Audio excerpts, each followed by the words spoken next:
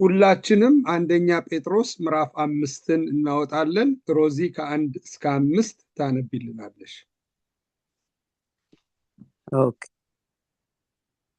አንደኛ ጴጥሮስ ምዕራፍ 5 ከ1 እስከ 5። በጌታ በኢየሱስ ክርስቶስ ስም ያው የእግዚአብሔርን ቃል አነባለሁ።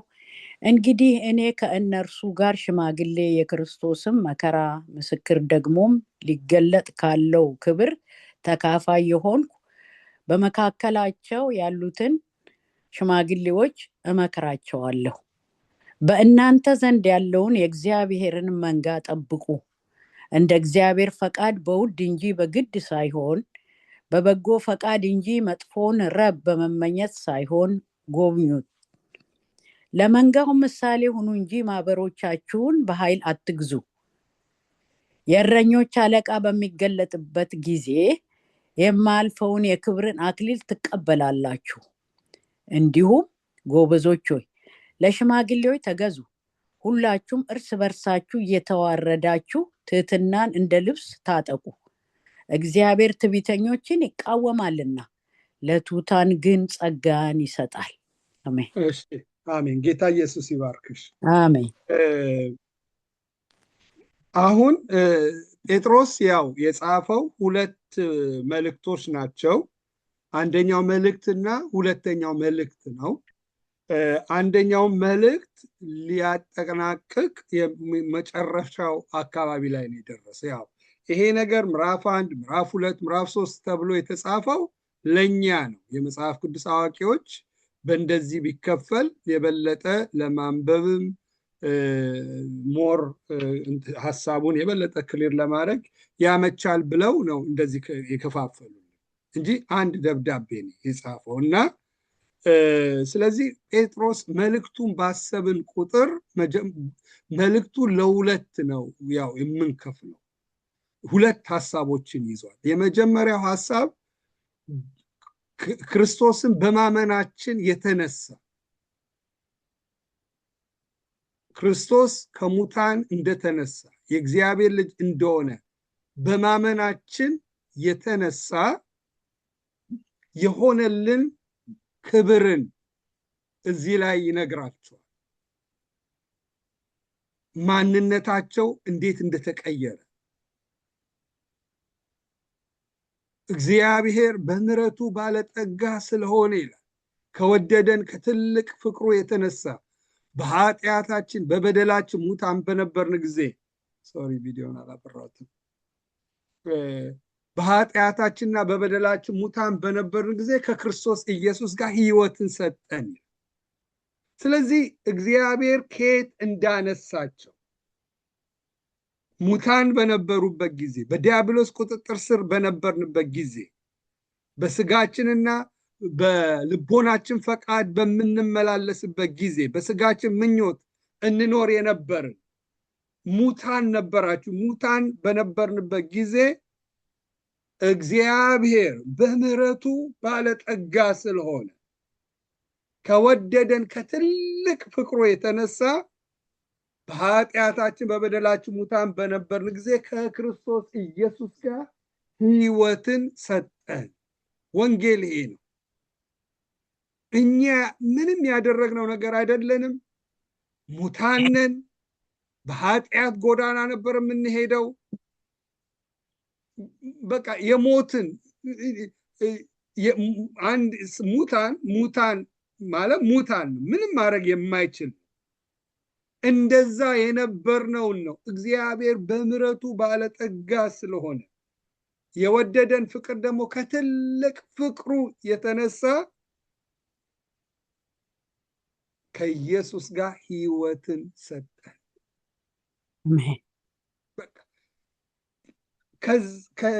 ከድቅድቅ ጨለማ ወደ ፍቅሩ ልጅ መንግስት ምን አደረገን ይላል? አፈለሰን። ፍልሰታ ነው ክርስትና። ከድቅድቅ ጨለማ በዲያብሎስ ተገዝተን የነበርን በዲያብሎስ ፈቃድ ውስጥ የምንመላለስ የነበርነውን ነፃ አውጥቶ ወደ ታላቅ ብርሃን ወደ መንግስቱ አፈለሰን፣ ማንነታችን ተቀየረ።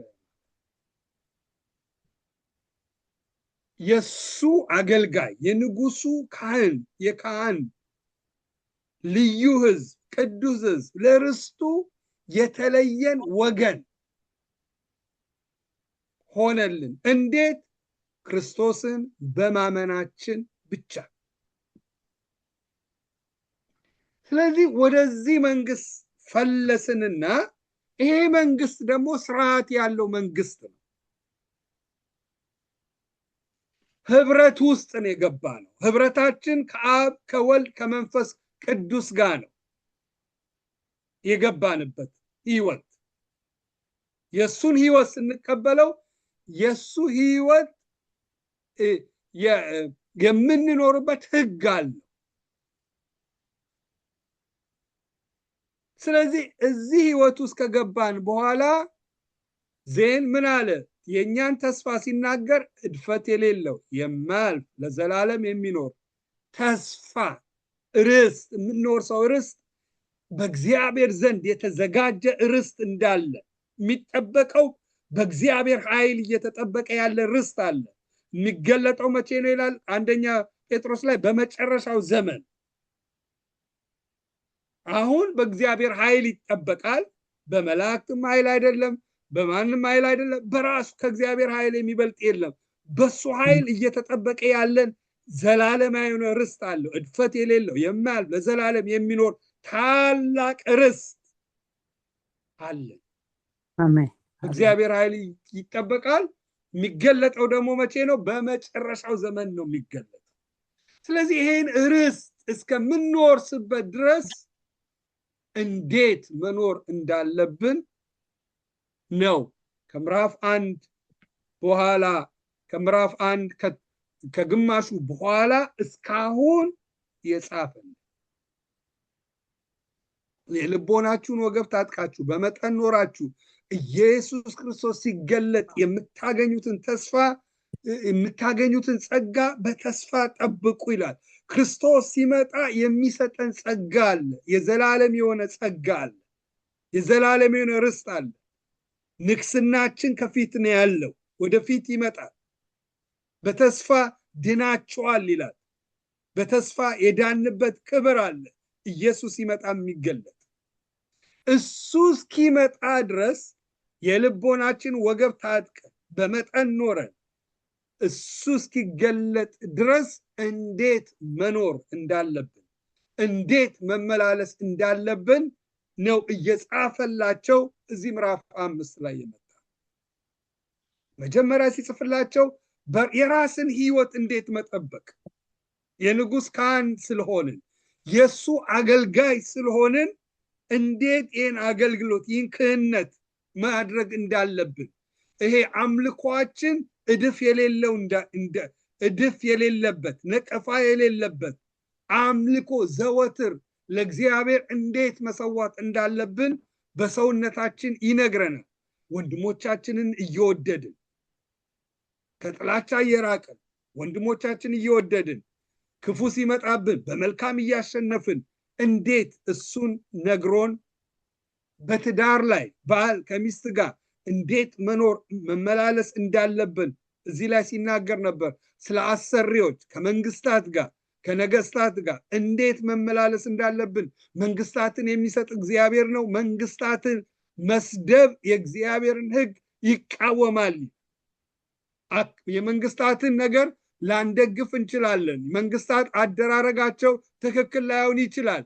እነሱን መስደብ፣ እነሱን መቃወም፣ እነሱን እንዲህ ማለት ግን መጽሐፍ ቅዱሳዊ እንዳልሆነ ምን መጸለይ፣ ጸሎት ጸልዩላቸው ይላል። ህዝቡን በጸጥታና በእርጋታ ይመሩ ዘንድ ብሎ እኛ የተሰጠን ታስክ አለ። ያን በዛ ታስክ ውስጥ እንዴት መመላለስ እንዳለብን ሁሉ አይተን ምዕራፍ 5 ላይ ሲመጣ በቤተ ክርስቲያን ውስጥ ደግሞ እንዴት ነው የምንመላለሰው? ባለፈው እንዴት ከወንድሞቻችን ጋር በቤተ ክርስቲያን መመላለስ እንዳለብን ነግረን፣ አሁን ደግሞ የቤተ ክርስቲያን ስርዓት እንዳለው ያንን ሐሳብ አሁን እዚህ ላይ ይገልጥላቸዋልና ምዕራፍ 5 ከ1 እስከ 5 ጌታ ፈቅድ ዛሬ እናየዋለን። እንግዲህ እኔ ከነርሱ ጋር ሽማግሌ የክርስቶስ መከራ ምስክር ደግሞ ሊገለጥ ካለው ክብር ተካፋይ ይሆን በመካከላችሁ ያሉትን ሽማግሌዎችን እመክራቸዋለሁ ብሎ ሐዋርያው ጴጥሮስ ለሽማግሌዎች ይጽፋል። ይሄ በስደት ውስጥ ነው ያሉት። በስደት በሄዱበት ስፍራ ላይ ቤተክርስቲያን መስርተዋል። ቤተክርስቲያን ሲመሰርቱ ደግሞ ያው መጀመሪያ ሽማግሌዎችን ይሾምና ከዛ በኋላ እነዛ ሽማግሌዎች ቤተክርስቲያኑትን ያደራጁታል። ስለዚህ በዛ ያሉትን ሽማግሌዎች እመክራቸዋለሁ ብሎ ሽማግሌዎችን ሲመክር እናያለን። ምን ይላል? እኔ ከነርሱ ጋር ሽማግሌ ማለት እዚህ ላይ የእድሜ ሽማግሌ ማለቱ ሳይሆን የቤተክርስቲያን አመራርን ነው እዚህ ላይ የሚያሳየው። እኛውን ብዙ ጊዜ እኛ የለመድነው ሽማግሌ፣ ፓስተር፣ ሐዋርያ እንላለን ወይ ደግሞ መጋቢ ወይም ደግሞ ወንጌላዊ እንዲህ እንላለን እና ግን ሽማግሌ የሚለው ተወራራሽ ነው። ሐዋርያ ነው ሐዋርያው ጳውሎስ በጸጋው፣ ግን የሽምግልናንም ስም እዚህ ላይ ይጠቀማል። ሽማግሌ ማለት መንጋውን የሚመራ፣ መንጋውን የሚያስተዳድር፣ መንጋውን የሚጠብቅ እንደዚህ አይነት ነው ትርጉሙ እና ስለዚህ ሽማግሌ ሲል ሐዋርያ ነው፣ ግን ምንድነው የቤተክርስቲያን አንድ የሊደርሺፕ ውስጥ ያለ አገልጋይ ስለሆነ እንዲያውም የሐዋርያትን ቤተክርስቲያን ያዕቆብ የክርስቶስ ወንድምና እሱ እንደ ዋና አገልጋዮች ሆኖ ነበር የሚያገለግሉ። ስለዚህ ሽማግሌ ስንል በቃ የሰው መርጧቸው እንደዚህ አይነት አስተሳሰብ አይኖርም።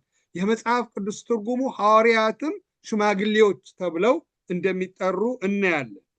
እና እኔ ከነርሱ ጋር ሽማግሌ የክርስቶስ መከራ ምስክር ደግሞ ሊገለጥ ካለው ክብር ተካፋይ የሆንኩ የክርስቶስ መከራ ምስክር። ክርስቶስ የተቀበለውን መከራ አይቷል ጴጥሮስ። ከመከራው የተነሳ ያ መከራ ክርስቶስ ላይ ብቻ የሚያቆምም አልነበረም። የሱን የሚከተሉትን እንኳን መከራው ያልፍ ነበር። በዚህ ምክንያት ነው ፈርቶ ራሱን የካደው። 3 ጊዜ አላውቀውም ያለው። ለምን? ፈርቶ ወደ እኔ ይሄ መከራ እንዳይመጣ ብሎ። ሁሉም ተበታተኑ። ለምን? ፈርተው። ኢየሱስ ላይ ብቻ ማቆም መከራ ነበረ የመጣው። ሲናገር ምን ይላል? የመከራው ምስክር መከራውን አይቶታል፣ ስቃዩን አይቶታል። ብቻውን ያንን ጸሎት ሲያነባ የጸለየውን ጸሎት አይቶታል። መስቀል አሸክመውት ሁሉ ጥለውት፣ እንዲያው ምን አለ? በተመለስክ ጊዜ ወንድሞችን አጽና። ሁሉም ጥለውት ሲሄዱ አይቶታል። ብቻውን መስቀሉን እንደተጋፈጠው ያ የፈወሳቸው ጌታ፣ ያ ያዳናቸው ጌታ፣ ያ ብዙ ተአምር ያደረገላቸው ጌታ፣ ያ የዘላለም ሕይወት ሊሰጣቸው የመጣውን ጌታ በመስቀል ላይ ሰቅለው ቸንክረውት ደሙ ሲፈስ ሲሰድቡት፣ ሲሳለቁበት፣ ምራቃቸውን እየተፉ መምህር ሆይ ትንቢት ተናገር በጥፊ እየመቱት፣ መምህር ሆይ ትንቢት ተናገር እያለ ሲያሾፉበት፣ ሲሳለቁበት ያን ሁሉ አይቷል መከራውን። ለምን? ስለኔና ስለናንተ ብሎ፣ እኛን ለማዳን ብሎ የአብን እንዳለ ቁጣ ሲቀበላል። ስለዚህ ምን አለ? የክርስቶስ መከራ ምስክር ደግሞ ሊገለጥ ካለው ክብር ጋር ተካፋይ የሆን ወገኖች ሆይ እነዚህ የሐዋርያቶች ምንድነው ትልቁ ሚስጥራቸው? ለምንድነው ይህን አይነት ህይወት ኖረው ሊያልፉ የቻሉት? ለምንድነው ያ ሁሉ ክብር ሲመጣላቸው ምንም ያመጣላቸው ነገር እነሱን ምንም ነገር ሳያገኛቸው ክብሩን ሁሉ ለክርስቶስ ሰጥተው ሊያልፉ ያስቻላቸው? ያ ሁሉ የእግዚአብሔር ጉልበት ተሸክመው የእግዚአብሔር ጸጋ የእግዚአብሔር ክብር በእነሱ ላይ ሆኖ ሰዎች ሲመጡላቸው የሚመልሱት በሚያስገርም ክርስቶስን ብቻ የሚያሳይ ክብር ያሳዩት እስከ ሞት ድረስ ታምነው አገልግለው ሩጫቸውን ጨርሰው የሄዱት ለምንድን ነው ብለን ህይወታቸው ስንገባ እነዚህ ሰዎች በውስጥ የልብ አይናቸው አተኩረው የሚያዩት ነገር አለ። አተኩረው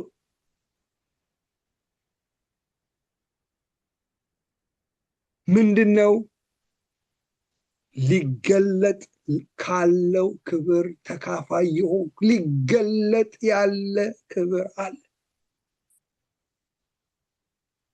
ሊመጣ ለኛ ለቅዱሳን ሊመጣ ያለ ክብር አለ። ክብሩ ተራ ያልሆነ ክብር፣ ዘላለማዊ የሆነ ክብር አለ።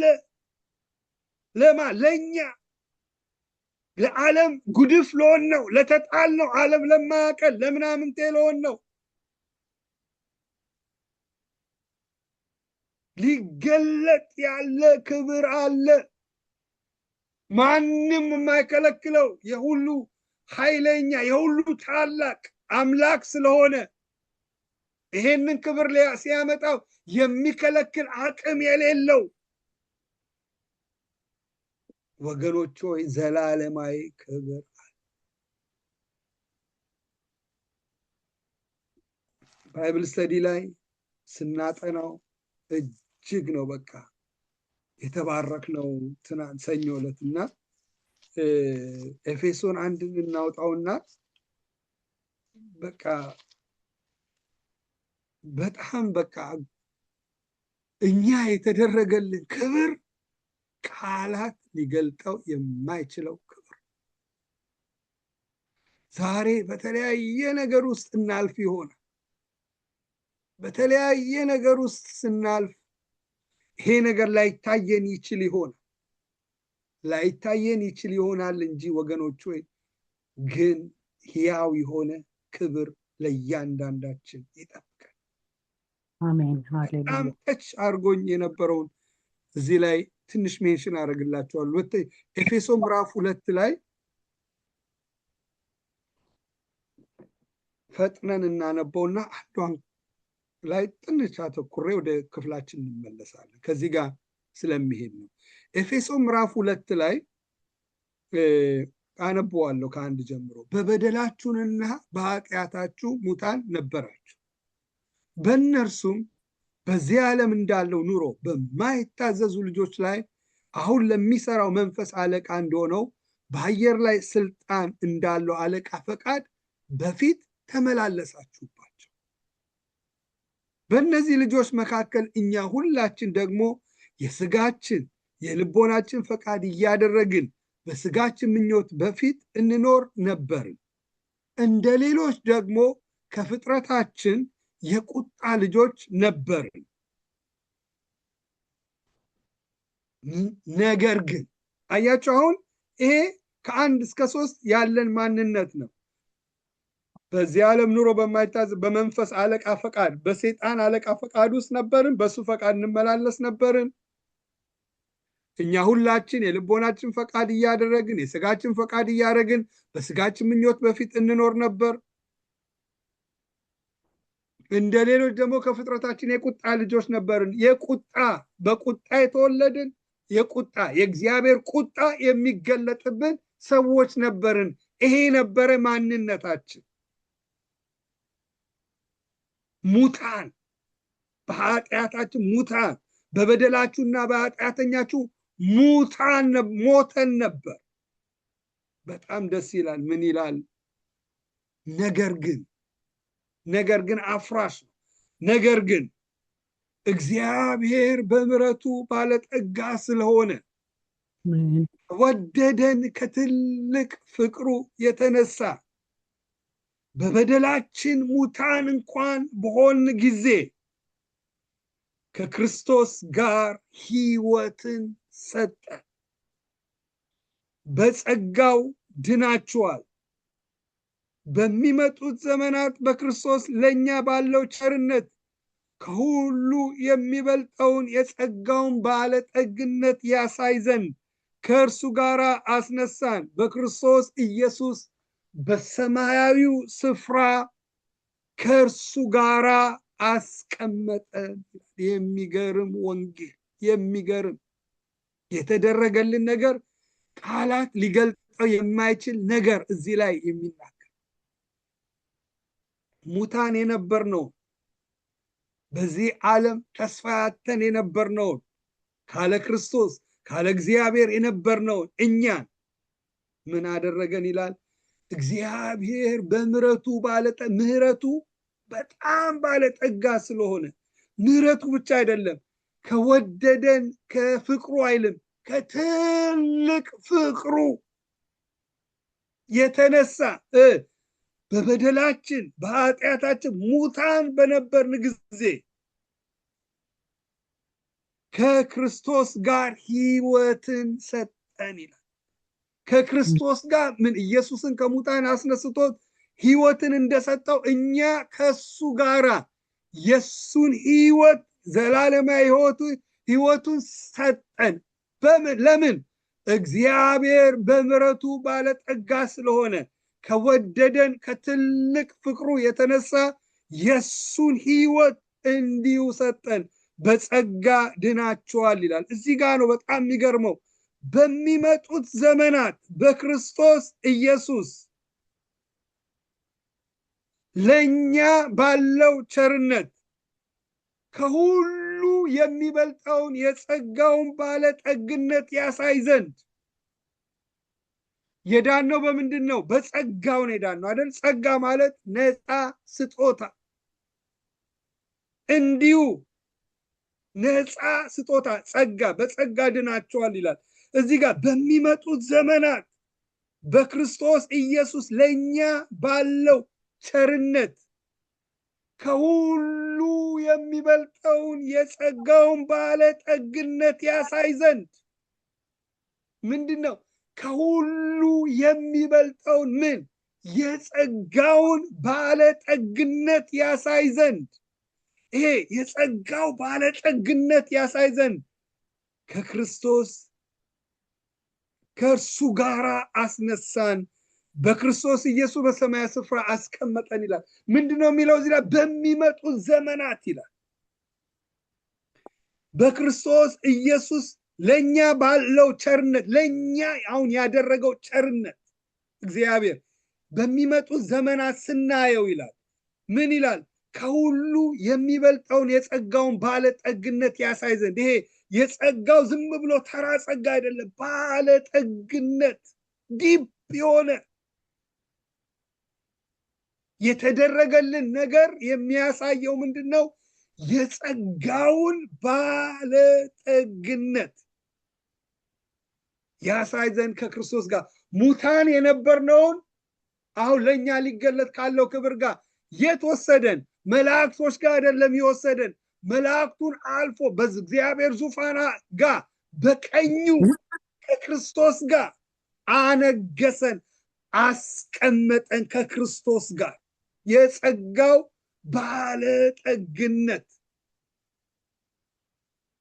ከሙታን ንግስና የት? ከኢየሱስ ቀኝ ተቀምጠን አስቀመጠን ይላል። ሚገርም ከእርሱ ጋር አስነሳን፣ በክርስቶስ ኢየሱስ በሰማያዊው ስፍራ አስቀመጠ። ምን? የጸጋው ባለጠግነቴ። ጸጋው ዝም ብሎ ነፃ ስጦታ አይደለም። በጣም ትልቅ ባለጠጋ የሆነውን ጸጋውን ያሳይ ዘንድ ከክርስቶስ ጋር አስቀመጠ። የት? ንግስና። አሁን ኢየሱስ ያለው የት ነው? በታላቅ ክብሩ ውስጥ፣ ቃላት ሊገልጠው በማይቻል ክብሩ ውስጥ፣ መላእክቶች እየተደፉ የሚያመልኩበት፣ ምንም ቃላት ሊገልጠው የማይችል። ለዚህ ነው ሐዋርያ ጳውሎስን እግዚአብሔር ነጠቀውና ወደ ሶስተኛ ሰማይ ወሰደው፣ አሳየው። የሰው ልጅ ሊናገረው የማይችል እንዳይናገር ተከለከልኩ። እንዲያውም ካየው ከባለጠግነቱ ካየው ከታላቅነት ከራዩ ባለጠግነት የተነሳ ምን ወደ ምድር ሲመጣ ሊታበይ ሆነ ይመስለኛል። ለምን? እሱ የተለየ ከፍ ያለ አገልጋይ፣ ሌላው አነስ አገልጋይ። እንዳልታበይ የስጋዬ መጎሸሚያ ተሰጠኝ ይላል። እየመጣ ይጎሽመዋል። ምንድነው? ጌታው ያንሳል፣ ኖ ጸጋዬ ይበቃኛል፣ አላነሳልን ብሎ ያ ፔን ይመጣበታል። ለምን? አንተ ከሌሎች አገልጋዮች እኩል ነህ። እንዳልታበይ እኩል ነህ። ትልቅ የተሻልክ ስለሆንክ አይደለም ይሄንን ራእይ ባለጠግነት ያየው፣ ግን እግዚአብሔር በምሕረቱ ባለጠጋ ነው ያሳየቅ የሚል ያ ነገር ወደዛ ግንዛቤ እንዲመጣ የሱ ከሌሎች የተሻለ እንዳይመስለው እንዳይታበይ እግዚአብሔር ያሳየው የራእዩ ታላቅነትና የደረሰበት እኩል ስላልሆነ እኩል እንዲሆን የሚያደርግ ፔን ተሰጠው። ለምን? ያየው ታላቅ ክብር ስለሆነ። የጸጋውን ባለጠግነት ያሳይ ዘንድ የዳንበት ጸጋ ዲፕ የሆነ ባለጠጋ የሆነ ታላቅ የሆነ ስጦታ ነው። ወደፊት ስንሄድ በጌታ ቀኝ ቁጭ ብለን ንግስና ላይ ሆነን ያኔ ነው ልንረዳው የምንችል። እነዚህ ግን ሐዋርያቶች የልባቸው አይን ስለበራላቸው የበለጠ ይሄ ነገር ውስጣቸው ወርሷቸዋል። ለዚህ ነው እና አብርሃም እግዚአብሔር የሰራትን ከተማ ሲያየው በመንፈሱ እኔ ጊዜያዊ ነኝ፣ እኔ እንዴት እዚህ ቤቱ ሰርቼ እንዴት እኖራለሁ? ስለዚህ በድንኳን ኖረ። ድንኳኑ ምንድን ነው የሚናገረው? እኔ ለዚህ ምድር እንግዳ ነኝ፣ እንግዳ ነኝ። ይሄ ምድር የኔ መኖሪያ አይደለም። መኖሪያ በሰማይ ነው። በሰማይ ያለውን ክርስቶስን እጠብቃለሁ አለ ሐዋርያ ጳውሎስ። አብርሃም ደግሞ በሰማይ ነው።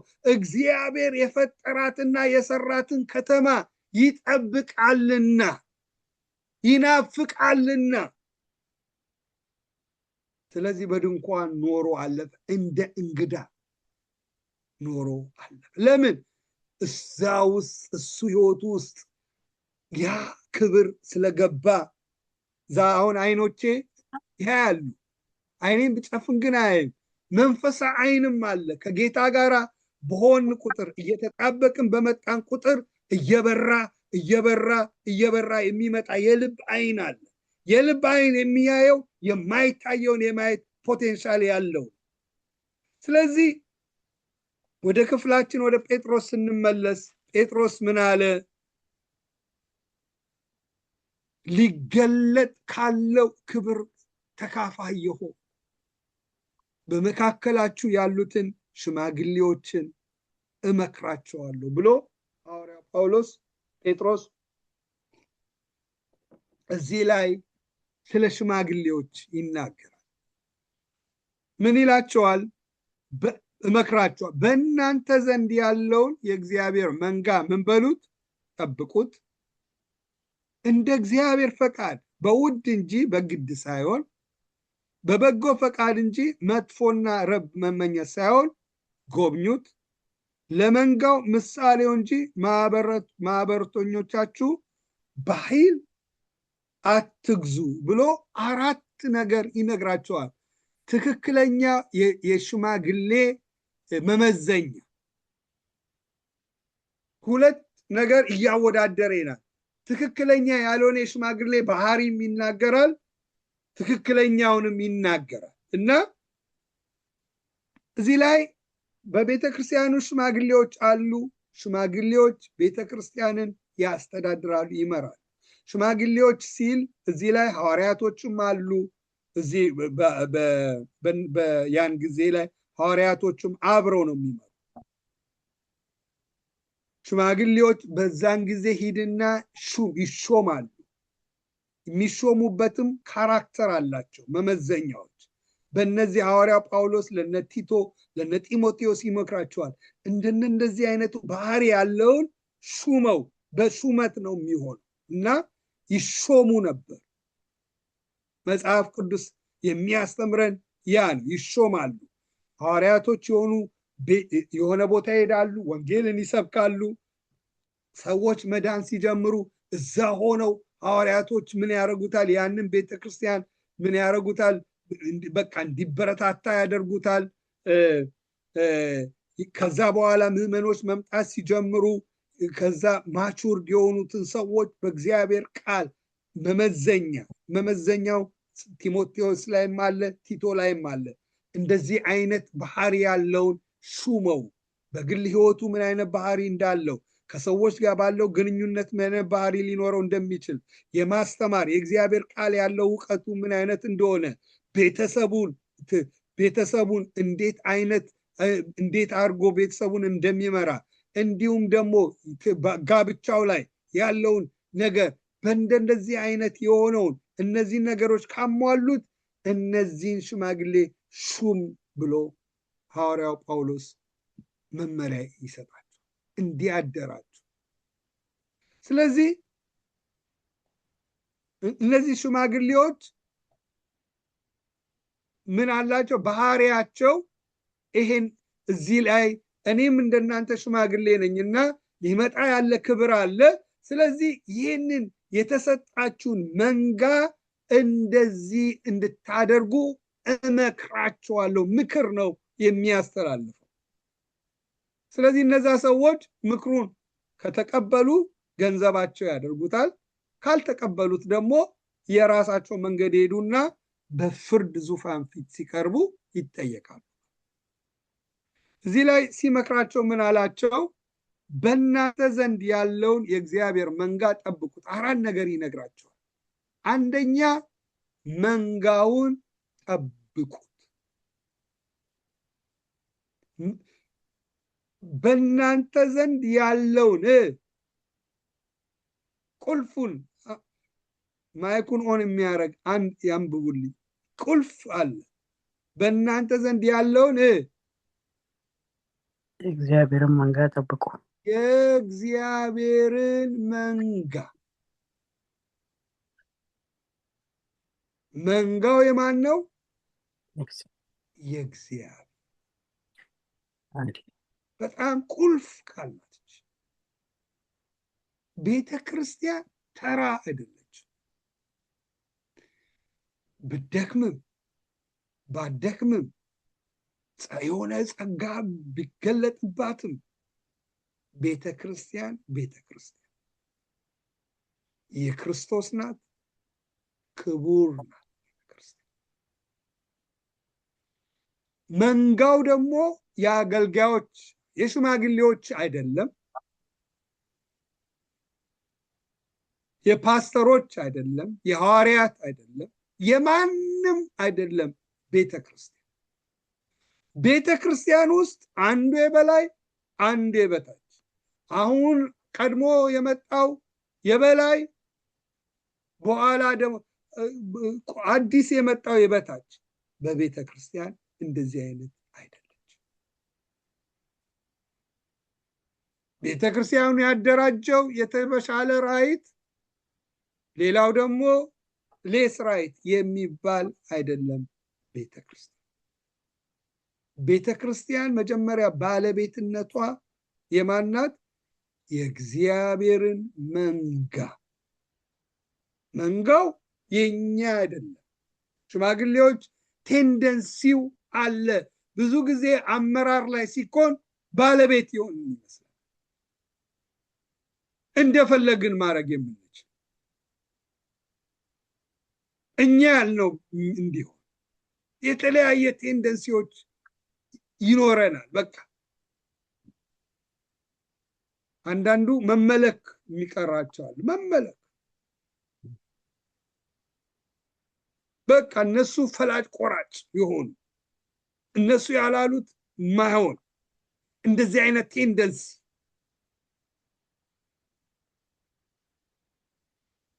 እዚህ ላይ ምን ይላል? የእግዚአብሔርን ቤተ ክርስቲያን ይህንን እንዲያውቁ ከራሳቸው ጋር እንዳያገናኙት ጋውን ሲያዩት ባለቤቱ በደሙ የገዛትን ቤተ ክርስቲያኗን ምን በሉት? ጠብቁት። ለቤተ ክርስቲያን መጠበቅ ያለባት ናት፣ ከውጪ ከውስጥ። ሰይጣን በተቻለው መጠን ኃይሉን ሁሉ አደራጅቶ የሚወጣው ስቴዲየም አይደለም፣ ቲያትር ቤት አይደለም፣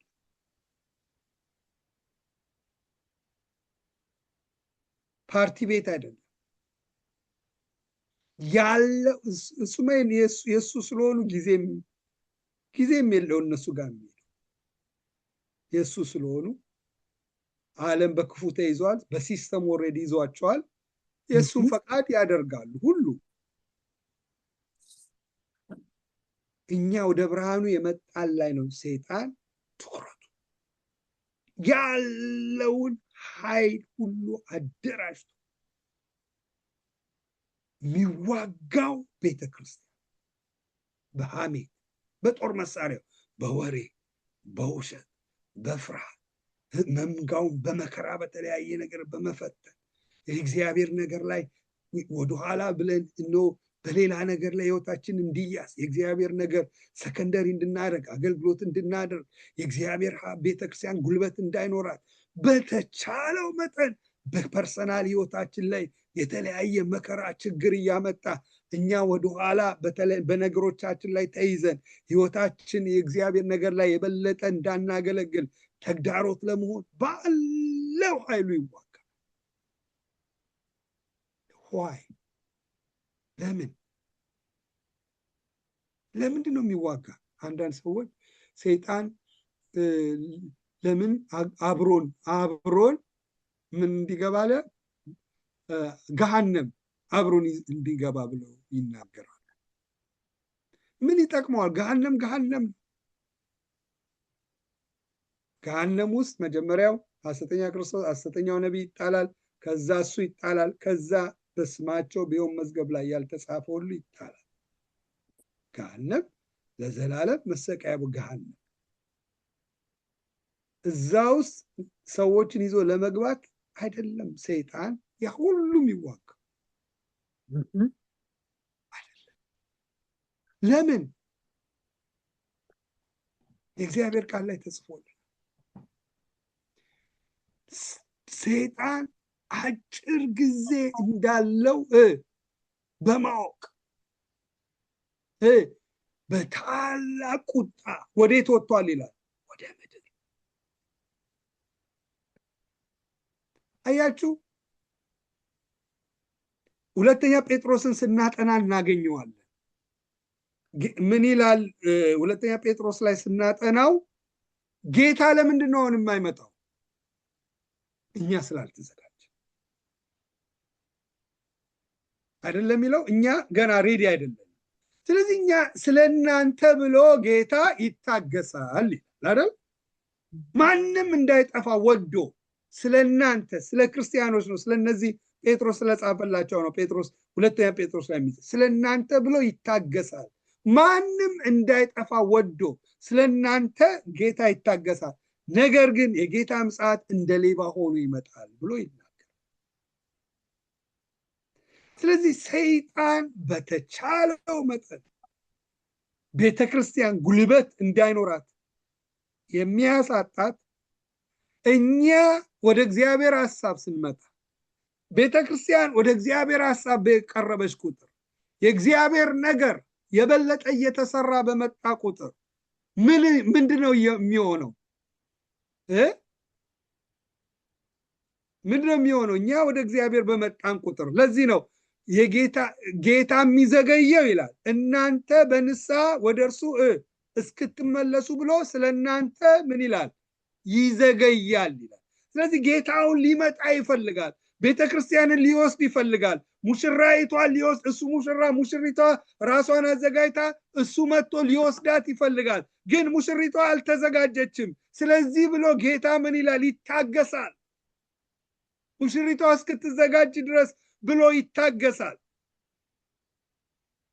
ስለዚህ ሰይጣን ደግሞ ምን ያደርጋል? ሙሽራዋ እንዳትዘጋጅ በተለያየ ነገር አቴንሽኑ ሙሽራውን እንዳትጠብቅ፣ ሙሽራው የሚፈልገውን ነገር በሕይወቷ ላይ እያደረገች እንዳትጠብቀው ይዋጋል። ለምን? ሕይወቱ ነው። ክርስቶስ መጣ ማለት የሰይጣንና የዲያብሎስ መንግስት አለቀ ማለት ነው። ለአንዴና ለመጨረሻው ሰይጣን ከመላእክቱ ጋር ወደ ዘላለም ገሃነም ይጣላል። ስለዚህ ሕይወቱ ነው፣ የሕይወቱ ነው ማለት የክርስቶስ ምጽአት ማለት እሱን ለዘላለም አሁን ንግስ እየነገሰ ነው። የዚህ ዓለም ገዢ ነው። ከንግስና ላይ ወጥቶ ምን ያደርጋል? ለዘላለም ይቃጠላል። ያውቃል የእግዚአብሔር ሐሳብ እንደማይቀየር። ያውቃል የእግዚአብሔር ሐሳብ ሊያደርግ የሚችለው ምንድን ነው? እኛ እንዳንዘጋጅ ማድረግ ነው። እግዚአብሔርን ጋር ምንም ሊያደርግ አይችልም። ስለዚህ ወደ ምድር መጥቶ በታላቅ ቁጣ ማለት እኛ ሙሽራውን እንዳንጠብቀው፣ እኛም በኃጢአት ውስጥ በመምጣት ትዳራችንን ለመበተን በመሞከር በተለያየ ነገር ያልተዘጋጀ ሕይወት እንዲኖረን ሰይጣን እኛ ማለት እያንዳንዱ ቤተ ክርስቲያን። ስለዚህ ቤተ ክርስቲያንን ምን አለ? መጀመሪያ ሽማግሌዎች በቤተ ክርስቲያን ውስጥ የሚሾሙት ምን ለመሆን ነው? ቤተ ክርስቲያንን ለመጠበቅ። ጌታ ጴጥሮስን ሲገናኘው መጨረሻ ከሙታን ተነስቶ ኃላፊነት ሲሾመው ምን ብሎታል? በጎቼን ጠብቅ፣ አሰማራ፣ ግልገሎቼን እያለ ነው አደራ ኃላፊነት የሰጠው። ጠብቅ፣ አሰማራ መንጋውን፣ በጎቼን፣ ግልገሎቼን እያለ ጠቦቶቼን እያለ ነው። የተለያየ የመንፈሳዊ እድገት ሌብል ያሉት አንዳንዶቹ ማገልገል ይሆናል፣ አንዳንዶቹ መጠበቅ ያለባቸው ይኖራል። እንደነዚህ ጠብቅ፣ መጠበቅ፣ ከሐሰተኛ ትምህርት መጠበቅ፣ ከዲያብሎስ ሚስጥራዊ አሰራር መጠበቅ፣ ቤተክርስቲያን ኮምፕሮማይዝ እንዳታረግ የቅድስናን ነገር አላደል ኮምፕሮማይዝ የሆነ ህይወት በቤት እንዳይኖር መንጋውን ከክፉ መጠበቅ፣ መንጋው ጠፍቶ ወደ ተለያየ ነገር እንዳይሄድ ያንን መጠበቅ ሰፊ ነው። ስለዚህ መጀመሪያ ሽማግሌዎች ኃላፊነታቸው ምን? መጠበቅ። የተለያዩ አጀንዳዎች ይኖራሉ፣ የተለያዩ አሉ። ግን ፕራዮሪታይዝ አርገው የበለጠ መሰራት ያለበት ምንድን ነው? መንጋውን መጠበቅ ሮል፣ የመጀመሪያው ሮል። እመክራቸዋለሁ። ሁለተኛ በበጎ በእናንተ ዘንድ ያለው የእግዚአብሔር መንጋ መጠብቁ፣ እንደ እግዚአብሔር ፈቃድ በውድ እንጂ በግድ ሳይሆን። ስታገለግሉ ደግሞ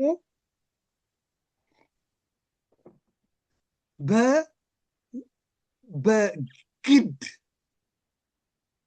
በቃ አይደል ተገዳችሁ ሳይሆን በምን ፈቅዳችሁ በውድ ደስ ብሏችሁ ምን በሉ አገልግሉ፣ እንደ እግዚአብሔር ፈቃድ በውድ እንጂ በግድ ሳይሆን። ግዴታ በቃ ስለሆነባችሁ ሸክም ሆኖባችሁ ሳይሆን ፈቅዳችሁ ደስ ብሏችሁ ምን በሉ አገልግሉ ብሎ ይነግራቸዋል። ሶስተኛ በበጎ ፈቃድ እንጂ መጥፎና ረብ በመመኘት ሳይሆን ጎብኙት። መንጋውን ስትጎበኙት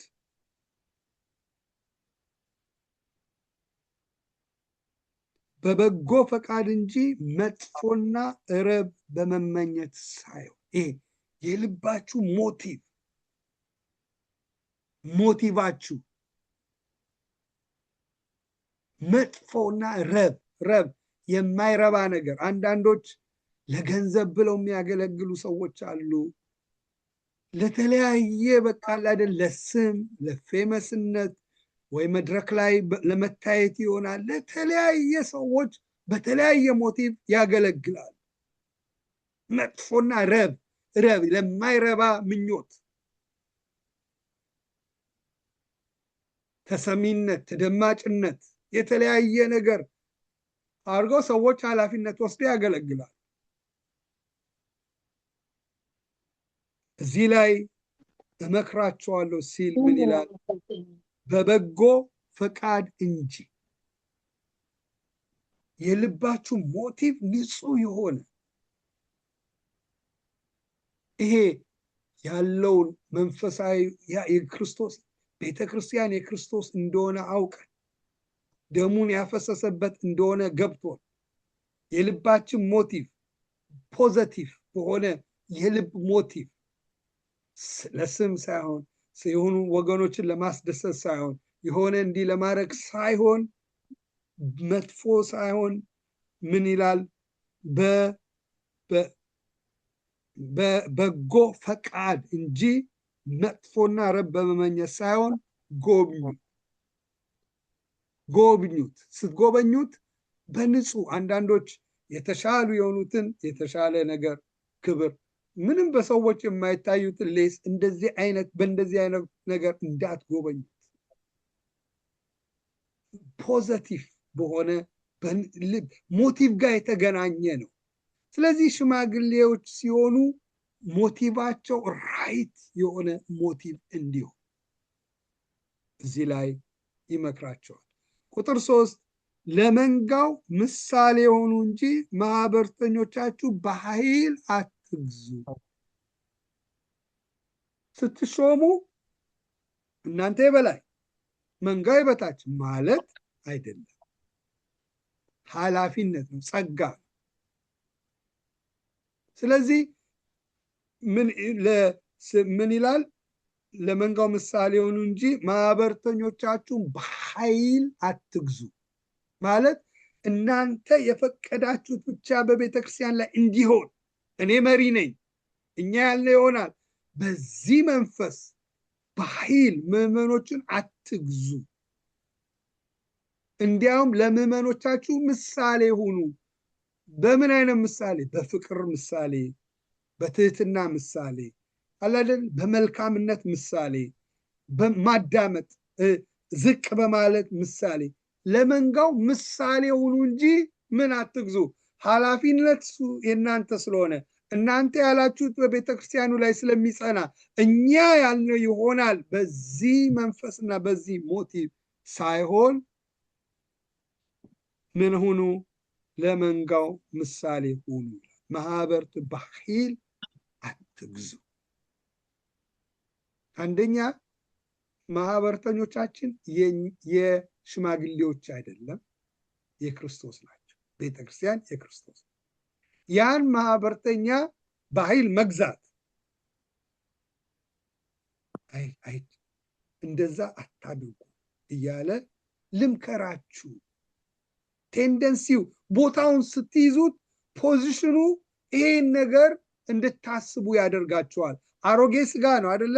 ሁላችንም አለን። አሮጌው ስጋ በእንደዚህ መገለጥ ይፈልጋል። በኃይል ለመግዛት፣ መጥፎ ረብ በመኘት፣ የተለያየ የልብ ሞቲቭ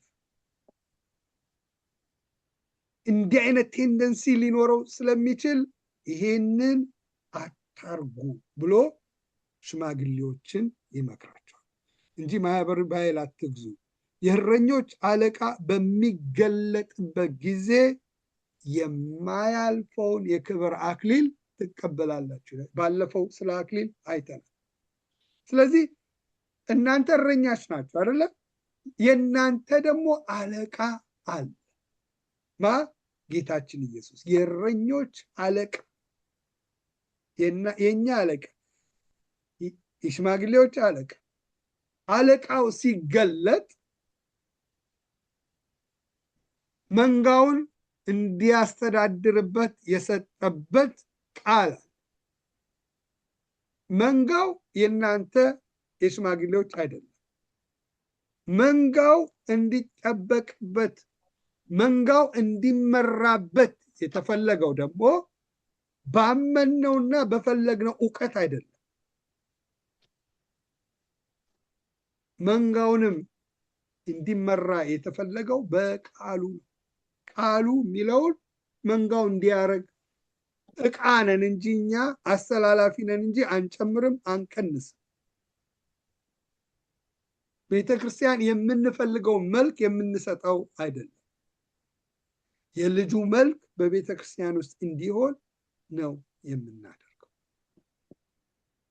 ስለዚህ አለቃው አለ፣ የመንጋው የእረኛው አለቃ፣ የእናንተ አለቃ።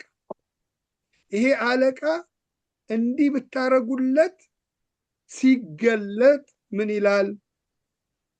በሚገለጥበት ጊዜ የማያልፈውን የክብር አክሊል ትቀበላላችሁ። እነዚህ ሽማግሌዎች በእንዲህ ሲደክሙ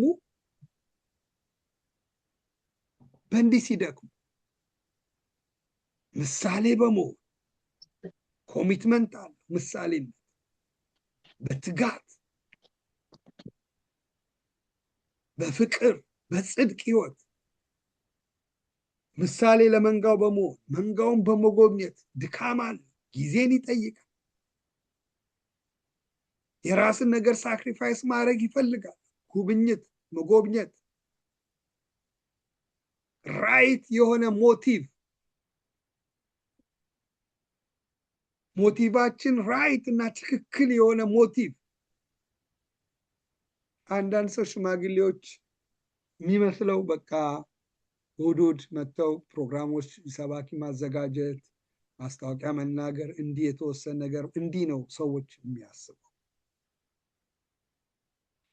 እዚህ ጋር ይናገራል ራይት በሆነ ሞቲቭ እንዲያገለግሉ፣ በግድ ሳይሆን በውድ ፈቅደው ደስ ብሏቸው የጌታ አደራ እንደሆነ ገብቷቸው ለሚያገለግሉ ይሄ እረኛ አለቃ በሚገለጥበት ጊዜ የክብርን የሚያከብራችሁ አክሊል ትቀበላላችሁ። ይቀበላል ማ? እነዚህ ሽማግሌዎች። ይሄ ያለላቸውን ነገር በህይወታቸው ላይ ካደረጉ እንደዚህ አይነት ክብር አለ። መንጋውን የሚጠብቁ ማነው የጠፋው፣ ማነው የቀረው፣ ማነው ያልመጣው፣ እንዲህ ያሉ በተቻላቸው መጠን እያዩ መንጋውን የሚጎበኙ ጊዜያቸው ታይማቸው የበለጠ መንጋው ላይ ፎከስ ያደረገ ሲሆን የዘላለምን ብድራት ምን ትላላችሁ ይላል፣ ትቀበላላችሁ ብሎ የእግዚአብሔር ቃል እዚህ ላይ እንዲሁ ጎበዞች በቤተ ክርስቲያን ውስጥ ስርዓት አለው። ሽማግሌዎች አሉ፣ እንዲሁ ጎበዞች ወጣቶችም ያጠቃላል። አቹርድ የሆኑትም ከአገልጋዮች ሊሆን ይችላል፣ የተለያየ ማድረግ ይችላል። እንዲሁ ጎበዞች ለሽማግሌዎቻችሁ ምን በሉ? ተገዙ። ቅድም እያጸለየችን ነበር ሮዚ። ለሽማግሌዎቻችሁ ተገዙ። አያችሁ፣ በቤተ ክርስቲያን ውስጥ ሽማግሌዎች የሚያደርጉት ነገር ሁሉ ትክክል ነው ማለት ላይሆን ይችላል በእኛ እይታ፣ በእኛ ግንዛቤ። ግን ስርዓት አለው። አሁን ሁላችን የፈለግነውን ብናደርግ በቤተክርስቲያን ውስጥ ቤተክርስቲያን እንዴት ትጸናለች? እንዴት ትቆማለች? ስለዚህ ለዚህ ነው መሪን እግዚአብሔር የሚሰጠው።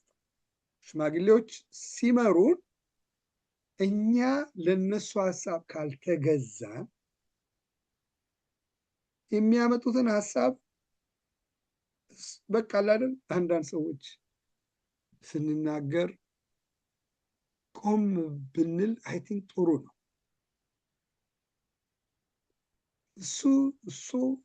እሱ ብለው በቃ እነሱ የማይቀበሉት ሀሳብ ከሆነ የነዛን ሀሳብ እያጥላሉ። ብዙ የሚያወሩ አንዳንድ ሰዎች አሉ፣ ደፋር የሆኑ ሰዎች።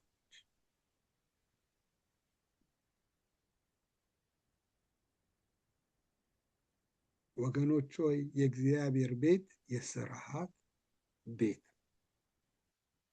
ፖዚሽኑን ማክበር። ሀሳባችን እናገራለን፣ ትክክል ካልሆነ በደንብ ትክክል አይደለም ብለን እንናገራለን። ለምን? ሽማግሌዎች የእነሱ ሽማግሌ ስለሆኑ እነሱም የግድ ማገልገል አለባቸው ማለት አይደለም። በሁሉም ኤሪያ ላይ ሪስፖንሲቢሊቲያቸው ምንድነው? ማሰማራት።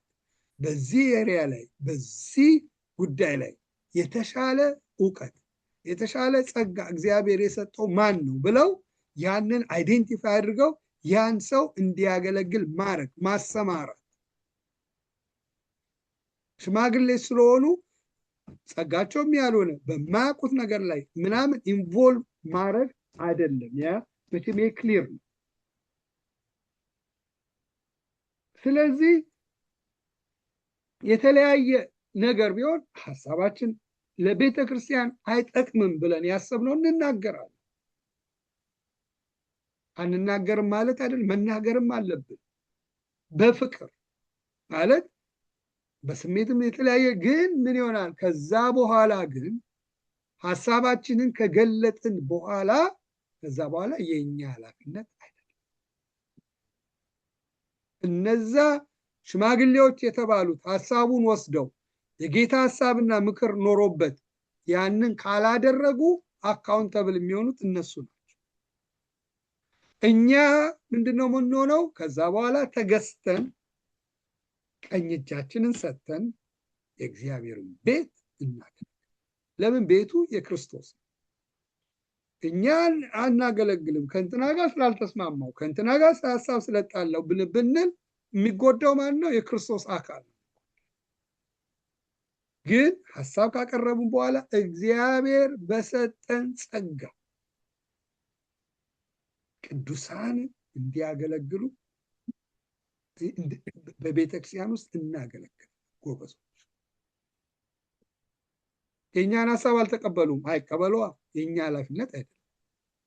እንጸልይላቸዋለን፣ በተቻለን መጠን እንነግራለን። ምክር ከሰሙ ካልሰሙም ደግሞ የኛ ኃላፊነት አይደለም። በቃ ማለት እኛ ሽማግሌ ነን እኛ ያልነው ካሉ ምንም ማድረግ አንችልም። የኛ ሪስፖንሲቢሊቲ ምንድነው? በቤተ ክርስቲያን ውስጥ ባለው ስርዓት ውስጥ ገብተን በፍቅር ማገልገል፣ ካልሆነ መጸለይ፣ የመንፈስን አንድነት ለመጠበቅ ምን በሉ ይላል? ትጉ፣ መትጋት። ስላልተስማማው አይ ራሴን ሪዞልቭ አድርጌ ቁጭ ብዬ ተመልካች፣ ለእንደዛ አይነት አይደለም ክርስቶስ የጠራን አካል። ስለዚህ ጎበዞች ስንሆን የተሻለ ሀሳብ አለን ካልን፣ የተሻለ ጸጋ አለን፣ የተሻለ ነገር እይታ አለን ካልን ያንን በፍቅር እንነግራለን። ከዛ በኋላ ምን እንላለን? ተገዙ፣ ለሽማግሌዎቻችሁ ተገዙ። ለሽማግሌዎች የማንገዛበት ፓርት አለ? አዎ አለ። መጽሐፍ ቅዱስ እንደሚለው መቼ ነው ለሽማግሌዎች የማንገዛው? እንደ እግዚአብሔር ቃል የተጻረረ ነገር ካሉ መጽሐፍ ቅዱሳዊ ያልሆነ ነገር ካሉን አለመገዛት እንችላለን። ለዚህ ነው ሐዋርያ ጳውሎስ ጴጥሮስ ወንጌልን አትስበክ አሉት መንግስታት ሲል ምን አለ? እናንተን እንስማ ወይስ እግዚአብሔር እንስማ? ወንጌል ስበኩ ያላቸው እግዚአብሔር ነው። እነሱ ደግሞ አትስበክ አሉ። እናንተ እንስማ ወይስ እግዚአብሔር እንስማ ብሎ ወንጌልን መስበክ እንደቀጠለ እናያለን። ለምን? እግዚአብሔር ያለውን በቃሉ ላይ የተጻፈውን ማንም ቢከለክለን አናቆምም፣ እንቀጥላለን። ያለን ግን የተለያዩ መረዳቶች ግን የተለያየ ነው መረዳታችን። እንደዛ በመረዳቶቻችን ንጓዝ ካለን ቤተክርስቲያን ትፈርሳለች እንጂ ቤተክርስቲያን አትታነጽም። ስለዚህ እግዚአብሔር የሰጠው ስርዓት ምንድን ነው? ሀሳብ ካለን የተሻለ ሀሳብ ለሽማግሌዎች እንነግራለን። ለምን? ስርዓት ስላለው እግዚአብሔር ቤት እነሱ እንዲያስተዳድሩ ኃላፊነት ነው የተሰጣቸው እንጂ ጌትነት ኃላፊነት ስለተሰጣቸው በተሰጣቸው ኃላፊነት ውስጥ ያገለግላል። እንዲያገለግሉ እኛ ደግሞ ቀኝ እጆቻችን ሰጥተን ባለው ነገር ውስጥ ተሳትፈን እናገለግላለን። እንደዚህ ሲሆን የእግዚአብሔር ቤተክርስቲያን ትታነጻለች። ስለዚህ ጎበዞች የሆነው ለሽማግሌዎቻችን እንድንገዛ ተጠርተናል። በማንኛውም ሁኔታ ለሽማግሌዎች መገዛት እግዚአብሔር በልዩ ጥሪ በሕይወታችን ላይ ካለ በፍቅር ያለን ነገር እንናገራለን። እንዲህ ነገር እግዚአብሔር በሕይወቴ ውስጥ አስቀምጧል እና ብለን በፍቅር እንናገራለን። አንዳንዶቻቸው እንደዛ ብለው ተጸልዮላቸው በቃ እግዚአብሔር ባርካችሁ መንገዳችሁ ይቅናላችሁ በሚያስረዳቸው ተብለው ይሄዳሉ እንጂ በቤተ ክርስቲያን ውስጥ አመፅ፣ በቤተ ክርስቲያን ውስጥ መከፋፈል፣ በቤተ ክርስቲያን ውስጥ የተለያየ ነገር መፍጠር አደጋው ከባድ። እግዚአብሔር ከኛ ጋር አይቆምም። እንዲያውም መንጋውን የክርስቶስን መንጋ ለማይሆን አሳልፈን ስለሰጠን እግዚአብሔር እኛን ይጠይቃል። ስለዚህ ምንድነው የእግዚአብሔር ቃል የሚነግረን? ጎበዞች በተለያየ ሁኔታ የሚገለጥ ነው። ለሽማግሌዎቻችን መገዛት እንዳለብን የእግዚአብሔር ቃል ይነግረናል። ከዛ በኋላ ቁጥር 5 ላይ ሁላችሁም ይላል። ይህ ቁልፍ ነገር ነው። ሁላችሁ ማለት ሽማግሌዎችንም አገልጋዩንም ሁለቱንም ይጠቀልላል። ሁላችሁ እርስ በርሳችሁ እየተዋረዳችሁ ትህትናን እንደ ልብስ ታጠቁት ይላል። ስለዚህ የአንድ የሽማግሌ መለኪያው ምንድን ነው? ትእዛዝ አዞ በቃ ያ ነገር እንዲደረግ በአገልግሎት ክፍሎች ላይ እየገባ እኔ ያልኩት ይሁን፣ ከሱ የተሻሉ ጸጋ ያላቸውን ሰዎች ማዳመጥ ትቶ እኔ ያልኩት ይሁን እንዲህ በማለት እንደዚህ አይደለም ማሳየት ያለ። ሁላችሁም ሲል ጎበዞችም ሽማግሌዎችም በምንድን ነው መመዘኛ መታያ? እዚህ ላይ እንደሚነግረው ሁላችሁም እርስ በርሳችሁ እየተዋረዳችሁ ትህትናን እንደ ልብስ ታጠቁት። ጎበዞችም ሽማግሌዎችም መለያችን ምንድን ነው? ትህትና።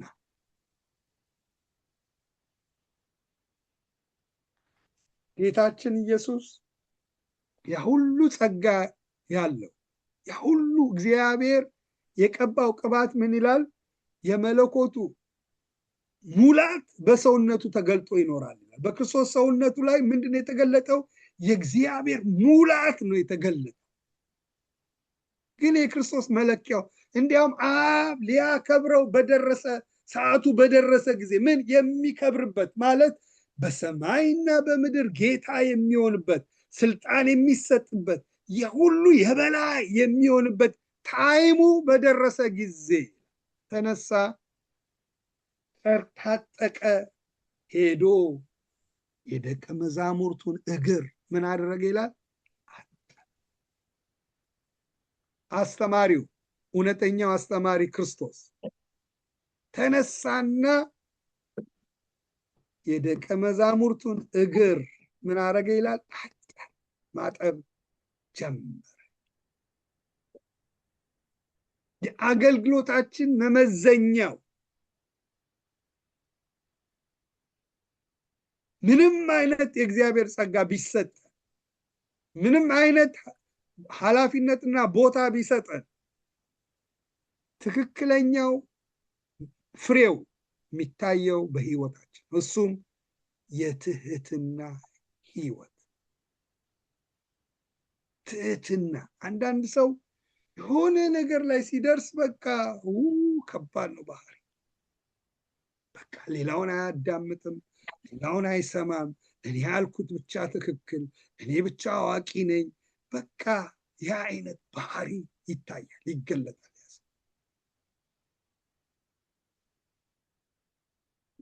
ጌታ ግን እንድንገለጥ የሚፈልገው ትህትና በትህትና እንደ ልብስ ምን በሉት ታጠቁት ሁላችንም ሰዎች ሲቀርቡን ምንድነው የሚያዩት ትህትና ያዩታል በህይወታችን ላይ ወይ ጠንካራ ባህሪ ያልተሰበረ ማንነት እዚህ ላይ ምዕመኑን ጎበዞቹን ብቻ ሳይሆን ሽማግሌዎች ሁላችሁም ሲል ሽማግሌዎችንም ጎበዞችም መንጋው ሁሉ ኃላፊነት ስላለን እኛ ዋንዌ ማለት በቃ አይደል እንዲያርጉ የሚል ነገር አይደለም ትክክለኛ ክርስትና ህይወት ይያል ትህትና ኪው የእግዚአብሔር ጸጋ የሚገለጥበት ኪው እግዚአብሔር ሙሴን ሲያሙት ዝም አላለ ያላለው ወንድሞቹ ላይ ማርያም አሮን ላይ ለምንድነው ባህሪው እንደ ሙሴ ያለ በምድር ላይ ትሁት አልነበረም እግዚአብሔር ለትሁታን በቃ የሚስበው ባህሪ እግዚአብሔርን ጸጋ የሆነ ምናምን የትህትና ልብ እግዚአብሔር ያንን ባህሪ ይስብ ትህትና በትዳራችን መገለጥ አለበት ትህትና በወንድሞችና በእህቶቻችን ጋር ባለን ግንኙነት መገለጥ አለበት ትህትና በምንሰራበት ሁሉ ኤሪያ ላይ መገለጥ አለበት ለምን እግዚአብሔር የሚፈልገው ባህሪ ስለ እኔ ትሁት እንደሆንኩ አለ ክርስቶስ እናንተም ትሁታ ስለዚህ መገለጫው ትህትና ነውና አላውቅም እኔ የትኛው መጽሐፍ ቅዱስ ሰዎች እንደሚያነቡት አላውቅም እኔ እውነቴን ነው የሚለው አይገባኝ አንዳንድ ቤተክርስቲያን ይሄዳለው ለተወሰኑ አገልጋዮች ወንበሩ ልዩ የሌላው ወንበር ሌላ እንዴት እንደሚያነቡት እኔ እውነቴን ነው የሚለው አይገባኝ እንዴትስ አስችሏቸው እንደሚቀመጡ ወንበሩ ላይ የሚገባው እኔ ነኝ እኮ ማለት የሚገባው የተሻለ ወንበር የተሻለ ክብር ለኔ ኖ አይደለም በጭራሽ በጭራሽ እግዚአብሔር ወደዛ ህይወት ውስጥ አይወርም አይጣል ቤተ ክርስቲያን የክርስቶስ የሚገባው አንድና አንድ አለ እሱም ሞትን የሻረው የሁሉ ጌታ የሆነው ኢየሱስ ብቻ ሌሎቻችን እኩል ነን እኩል ሁላችንም ክብራችን የእግዚአብሔር ልጅ ነን በክብርነት ጸጋው ደግሞ ነፃ ስጦታ ነው የኛ አይደለም የእግዚአብሔር በጸጋ እንለያይ ማለት ልዩ ልዩ ጸጋ አለ ማለት እኛን ከፍ አንዱን ዝቅ ያደርጋል ማለት አይደለም ጸጋው የኛ አይደለም የእግዚአብሔር ክብር ከሆነ የእግዚአብሔር ልጅ ነን ሁላችንም እኩል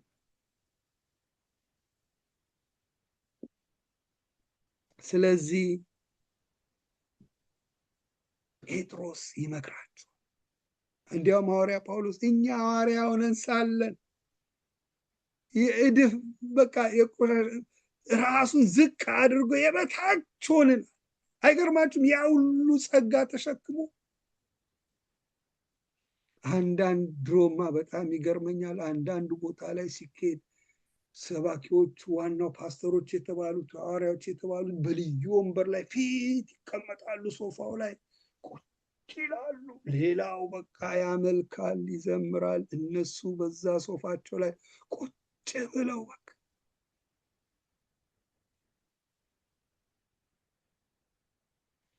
እግዚአብሔር ቃል ግን እየነገረን ያለው ትህትና። ትልቅ ጸጋ አለን። እግዚአብሔርን እናውቀዋለን ከሌላው በተሻለ።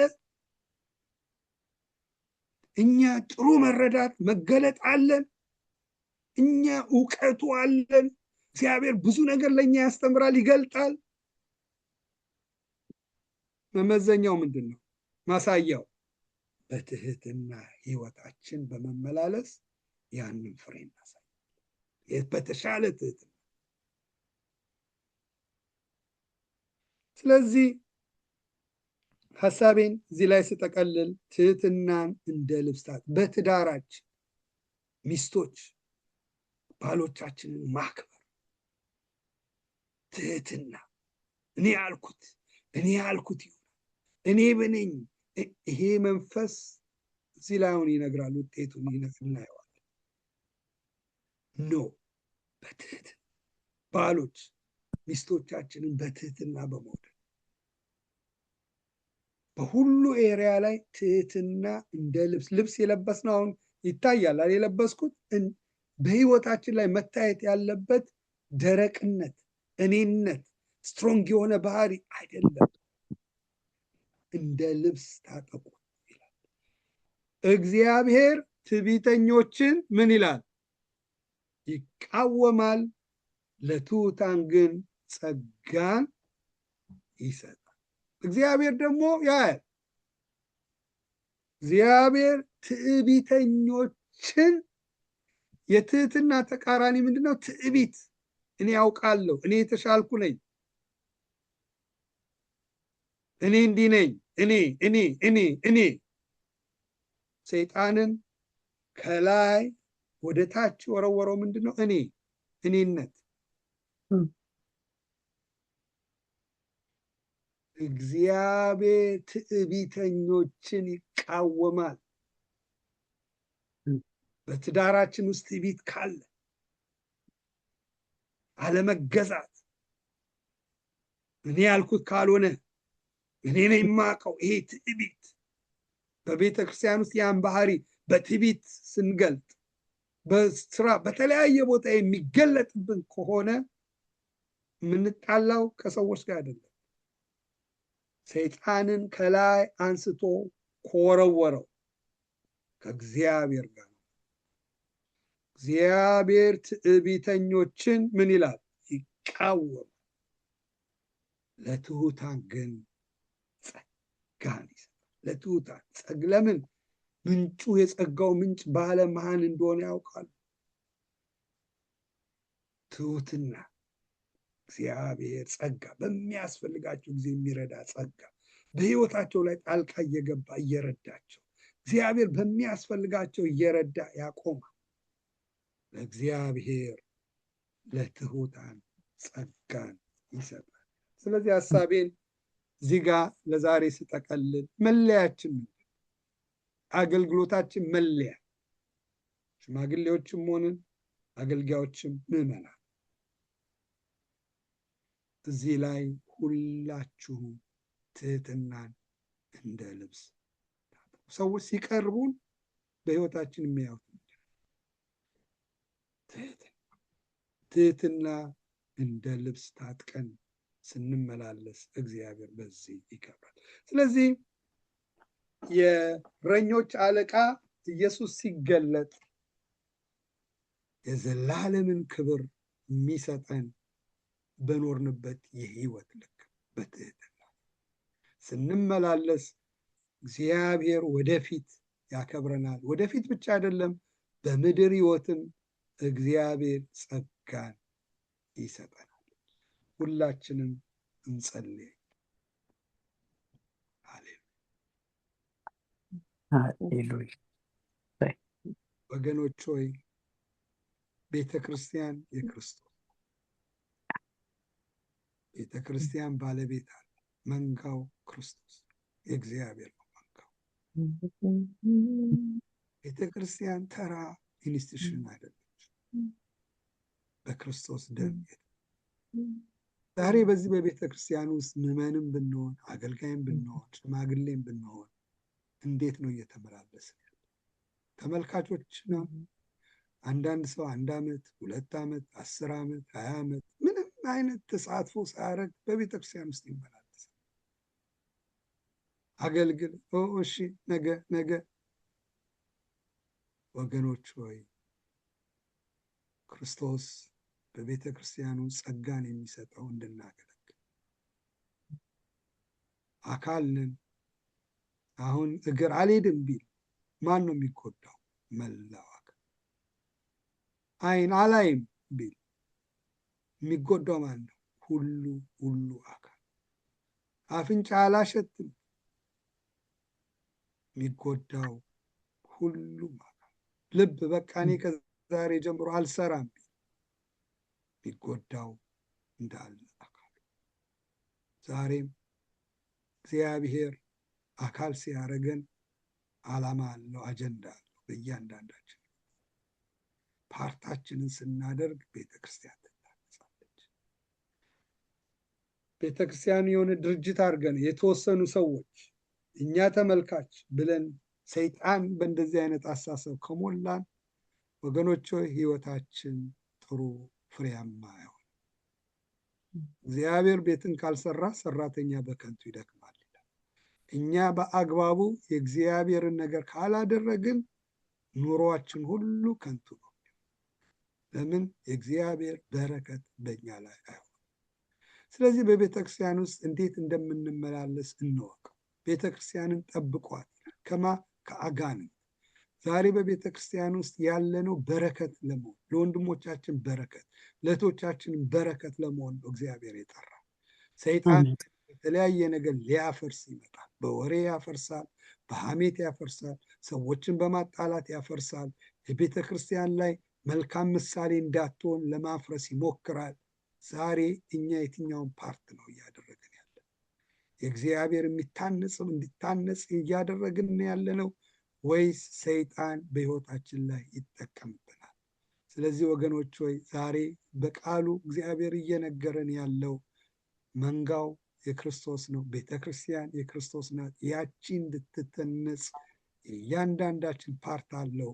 ስለዚህ ራሳችንን ለጌታ ሐሳብ በትህትና ውስጥ ሆነን ቤተ ክርስቲያን እንዲታነጽ ብናደርግ ጌታ የዘላለምን ክብር የዘላለምን ብድራት ሲገለጥ ይሰጠናል። ስለዚህ ይህንን በልባችን እናኑር። ሁላችንም አጭር ጸሎት ጸልየን እንጨርሳለን። ቅዱሳን ልጸልይልን ያመችሻል? እሺ አዎ ይመቸኛል። እግዚአብሔር ሆይ እናመሰግናለን። ጌታ ሆይ አልፈህ ደግሞ በኤርምያስ ያልሻል ስለተናገርከን እናመሰግናለን። እግዚአብሔር ሆይ አንተ እውነተኛ አምላክ ስለሆንክ ዛሬም የምትናገር የምትመክር የምትገስጽ አምላክ ስለሆንክ እናመሰግናለን። ጌታ ሆይ ትህትናን ቅድስናን ጌታ ሆይ አልብሰን፣ ዝቅታን ዝቅ ማለትን ጌታ ሆይ አስተምረን። እግዚአብሔር ሆይ እንዳንታበይ በፊትህ ወድቀን ተጥለን እንዳንገኝ ጌታ ሆይ እርዳን። እግዚአብሔር ሆይ ሕዝብህን እርዳ፣ ቤተክርስቲያንን እርዳ። እግዚአብሔር ሆይ አንተ መልካም ነህ። ጌታ ሆይ ለቃሎች ታማኝ ነህ። እግዚአብሔር ሆይ ይህንን ያደረግክ እግዚአብሔር አንተ ስለሆንክ እናመሰግንሃለን። የረዳህን እግዚአብሔር አንተ ስለሆንክ በምክርህ የገሰጽከን የመከርከን ጌታ ሆይ እንደ ቃልህ ጌታ ሆይ እንድንኖር ራሳችን እንድናስለምድ እግዚአብሔር ሆይ ከአንተና ከመንፈስ ቅዱስ የሆነውን ድምፅ መስማት እንዲሆንልን እርዳን። እግዚአብሔር ሆይ አንተ መልካም ነህ። ጌታ ሆይ አንተ መልካም ነህ። እግዚአብሔር ሆይ ዛሬም የምትሰራ አምላክ ነህ። ዛሬም የምትናገር አምላክ ነህ። እንዳንጠፋ ጌታ ሆይ የምትጠነቀቅልን አምላክ ነህና እናመሰግናለን። ሕያውና ጻድቅ የሆንክ እግዚአብሔር አንተ መልካም ነህ። እግዚአብሔር ሆይ ዛሬም በገናና ዙፋን ላይ ያለህ እግዚአብሔር ሆይ እናመሰግናለን። አሁንም አልፈ ስለተናገርክን ጌታ ሆይ ወንድሜን ረድተው አቅም ሰጠው ብርታት ሰጠው ጌታ በጸጋው ቃል ሞልተው ጌታ በፊታችን እንዲሆን እግዚአብሔር ሆይ ስለረዳኸው እናመሰግንሃለን። ጌታ ሆይ አሁንም ኤርሚዬ ጌታ ሆይ ቤቱን ባርክ፣ ልጆቹን ባርክ፣ ዘመኑን ባርክ። እግዚአብሔር ሆይ ህዝብህን እርዳ። እግዚአብሔር ሆይ ሩዝዬንም በጌታ በኢየሱስ ስም ፕሮግራሙን ስለመራች አንደበቷን በሷ ከፍተ ስለተናገርክ እግዚአብሔር ሆይ የምስጋናን ድምጽ ስላሰማህን እግዚአብሔር ሆይ እናመሰግናለን። አንተ መልካም ጌታ ሆይ አንተ መልካም አምላክ ነህ። አሁንም አለ ጌታ ሆይ ትናገረናለህ፣ እንድንሰራልህ ትወዳለህ፣ ልትሰራን ትወዳለህ እና እናመሰግናለን። እግዚአብሔር ሆይ አሁንም የምታነሳው ነገር አለ፣ የምታስጥለን ነገር አለ።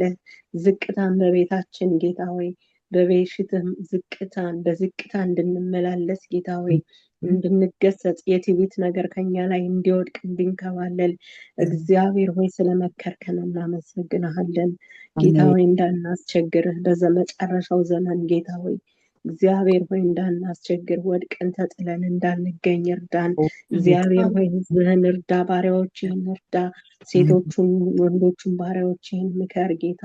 አሁንም አንቃ በመንፈስህ እርዳን ጌታ ሆይ እግዚአብሔር ሆይ በከንቱ መመላለስ አይሆን በቤትህ ጌታ ሆይ ተጥለን እንዳንገኝ እርዳን። መንፈስ ቅዱስ እግዚአብሔር ሆይ አንተ አለን እያለን ሳንኖርበት ክርስትናን ጌታ ሆይ እንዳናልፍ ጌታ ሆይ አንተ መንፈስ ያገኘን እግዚአብሔር ሆይ እናመሰግናለን። ክብር ሁሉ ላንተ ተጠቅሎ ይሁን። እግዚአብሔር ሆይ ክብር ሁሉ ላንተ ተጠቅሎ ይሁን። የረዳንን እግዚአብሔር አመሰግናለሁ እንዳለ ባሪያ ዳዊት የረዳህን እግዚአብሔር አንተ ስለሆንክ እናመሰግናለን። ጌታ ሆይ አሁንም ጌታ ሆይ ስለ ሁሉም ክብር ላንተ ይሁን። እግዚአብሔር ሆይ ለልጃችን ባርክ። እግዚአብሔር ስለነበረን ሁሉ ጊዜ አንተ ክብሩን ጠቅልለው ውሰድ። አሁንም ኤርሚዬን እርዳው፣ አግዘው ጌታ። በየትኛው አቅጣጫ ጌታ ሆይ ለእኛ ብርሃን እንደሚያበራልን በየትኛው አቅጣጫ ከመንፈስ የሆነውን ከአንተ ሰምቶ ጌታ ህዝብን ማስተማርና በእውቀት እንዲሞላ ጌታ ሆይን እንድትረዳው በኢየሱስ ስም እኔ ጸለይኩ። እግዚአብሔር ሆይ ለቤታችን ባርክ በጌታ በኢየሱስ ስም አሜን። ተባረክ። እግዚአብሔር ይባርካችሁ። ተባረክ። ጌታ ይባርክ።